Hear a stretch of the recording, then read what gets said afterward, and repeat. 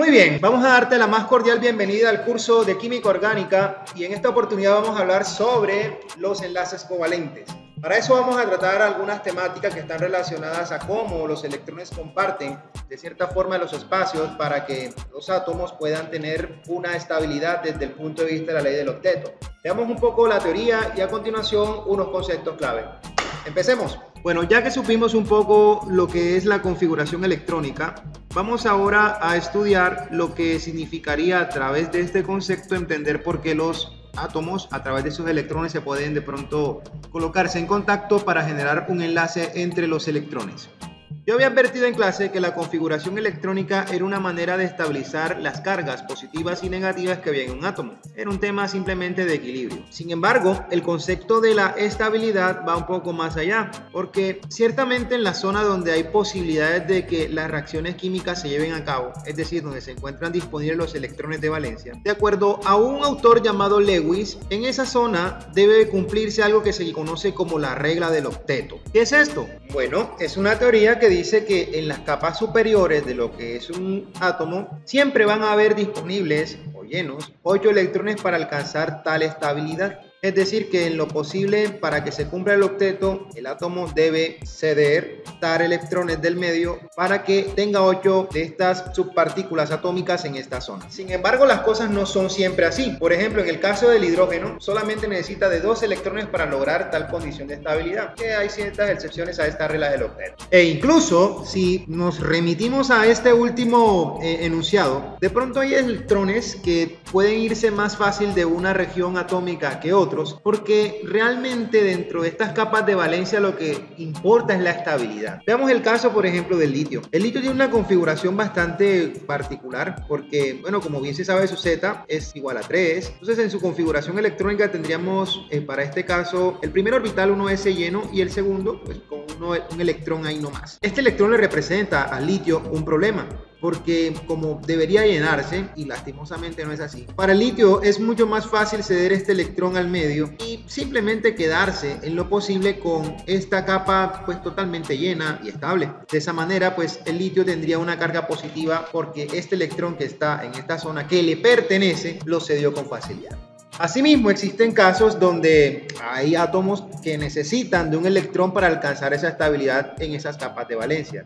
Hablemos, por ejemplo, del flúor. El flúor tiene 3 pares de electrones libres y un electrón, quiero decir 7 electrones de valencia. Si por alguna razón él se llega a encontrar en el medio a un electrón, él fácilmente lo va a captar para completar ese octeto que hablaba Lewis y, dicho de una manera, alcanzar su estabilidad. Esa tendencia que tienen ciertos elementos químicos para captar con facilidad ciertos electrones que se encuentran disponibles en el medio se le conoce como electronegatividad. E igualmente, aquellos elementos que tienen la posibilidad de ceder con mucha sencillez aquellos electrones que le sobran se le llama electropositivos. Habiendo dicho lo anterior, tenemos entonces también otra opción, y es que con base a esa tendencia que tengan los átomos para ceder o captar electrones, ciertamente cuando tenemos la posibilidad de compartirlos entre ellos se pueden crear pares de electrones, y estos pares de electrones son los que conocemos como enlaces covalentes. Por ejemplo, si cada átomo de flúor decide de pronto interactuar con uno de sus homólogos, tendríamos entonces el flúor en esta región de por acá. Vamos a colocar el electrón libre de color rojo de este señor y se coloca en contacto con otro átomo de flúor que tenga 3 pares de electrones y uno libre en esta parte de aquí. Estos dos de aquí van a empezar a interactuar, mira que hacen como una sonrisa entre ellos, y finalmente los dos átomos coexisten con un enlace que vamos a llamar covalente. Este enlace covalente se suele representar de la siguiente forma: colocamos el símbolo químico de los átomos y aquí colocamos una línea, dando a entender que en los extremos se encuentran los electrones que están compartiendo, en este caso, el espacio disponible dentro del orbital de cada uno de estos átomos para coexistir de una forma estable. Realmente, en este sentido, esto es lo que llamamos molécula.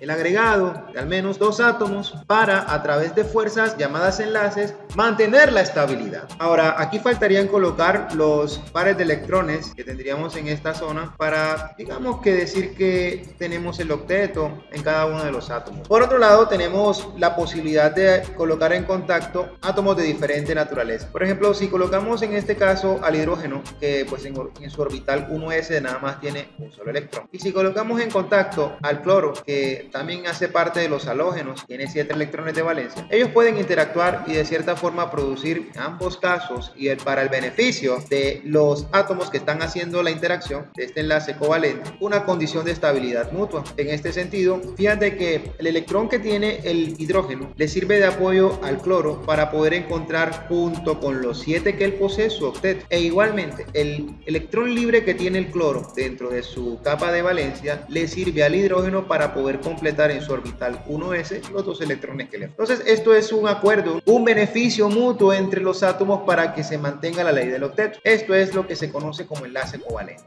Bien, entonces ya que hemos conversado un poco sobre lo que significaría tener un enlace covalente a través de la asociación que tienen átomos en sus capas de valencia, ya podemos tocar cómo se pueden pintar o cómo se pueden dibujar estas estructuras, porque ciertamente hablando son las que se emplean para representar los compuestos orgánicos. Vamos a ver entonces algunos ejemplos de este tema. Vamos a empezar usando el disolvente universal, el agua, como ejemplo de cómo se dibuja una estructura de Lewis. Inicialmente, pues la fórmula molecular del agua es H2O. Y bueno, hemos visto acá en anteriores ejemplos que el hidrógeno tiene un solo electrón en su capa de valencia. Es de notar que así como el oxígeno y el hidrógeno interactúan, de alguna forma cada uno de estos átomos deben tener una condición de estabilidad cuando se logren generar los enlaces covalentes respectivos. Entonces aquí también tendríamos el oxígeno y por este lado tendríamos al hidrógeno. Como no hemos hablado por ahora del oxígeno, ya es momento de decir que el oxígeno tiene 3 pares de electrones libres y como el oxígeno necesitaría de 2 electrones adicionales del medio para poder completar su octeto, e igualmente el hidrógeno necesitaría de solamente uno más para que su capa 1s esté totalmente estable.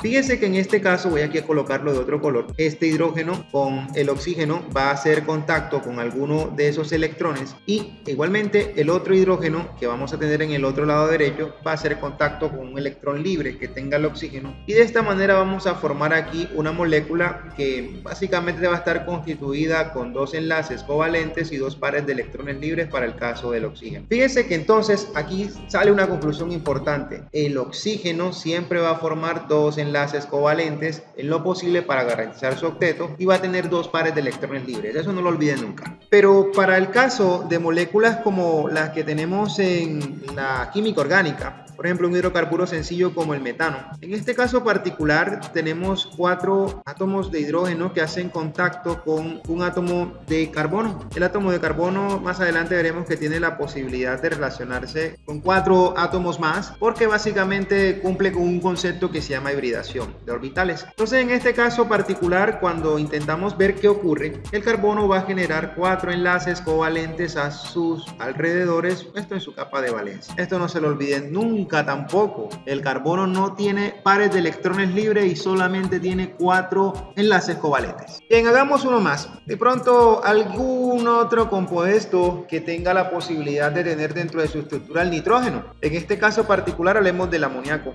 Su fórmula química es NH. Como se ve en esa estructura química, tendríamos 3 átomos de hidrógeno que van a hacer contacto con 1 de nitrógeno, que básicamente su capa de valencia tiene 5 electrones disponibles. Para entonces resultar que cada hidrógeno hace un enlace covalente con el respectivo nitrógeno y queda por tanto un par de electrones libres para esta molécula. Lo que quiero que no olvides para este caso es que el nitrógeno genera 3 enlaces covalentes y un par de electrones libres. Y bueno, con eso que hemos visto hasta ahora es suficiente para entablar las bases de lo que es el concepto de enlaces covalentes. Más adelante vamos a estudiar un poco lo que es de pronto la existencia de enlaces covalentes polares y no polares. También hablaremos un poquito sobre lo que tiene que ver con el concepto de carga formal y quizás podemos incluso hablar de ejemplos un poco más complejos de lo que es la estructura de Lewis.